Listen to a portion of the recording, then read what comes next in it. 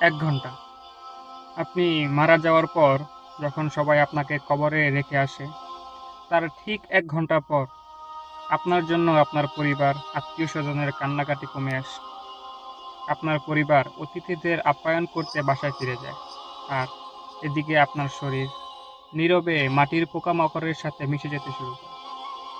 দিন শেষ হয়, মানুষ আবার খেলাধুলা, খবর, রাজনীতি সবকিছু নিয়েই ব্যস্ত হয়ে পড়ে।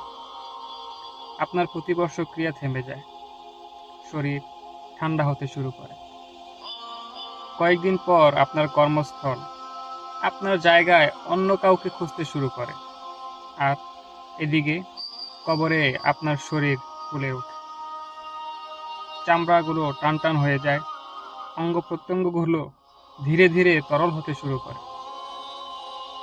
ঠিক 2 সপ্তাহ পর আপনার পরিবার একজন আইনজীবীর সাথে বসে, কারণ আপনি যে সম্পদগুলো রেখে গেছেন সেগুলো ভাগাভাগি করতে। আর তখন কবরে আপনার নখ ও দাঁতগুলো ঝরতে শুরু করে। তার ঠিক 3 মাস পর আপনার জীবনসঙ্গিনী আবার হাসিখুশি হতে শুরু করে। আপনার সন্তানেরা আবার হাসিমুখে থাকতে শুরু করে। আর আপনি মাটির সাথে মিশে যেতেই থাকেন।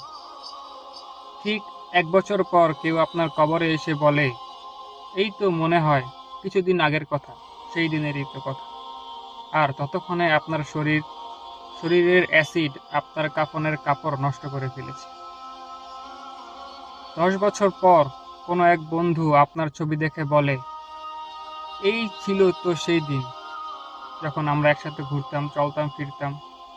আর ঠিক তখন আপনার শরীরের কেবল হাড়গুলোই অবশিষ্ট থাকে।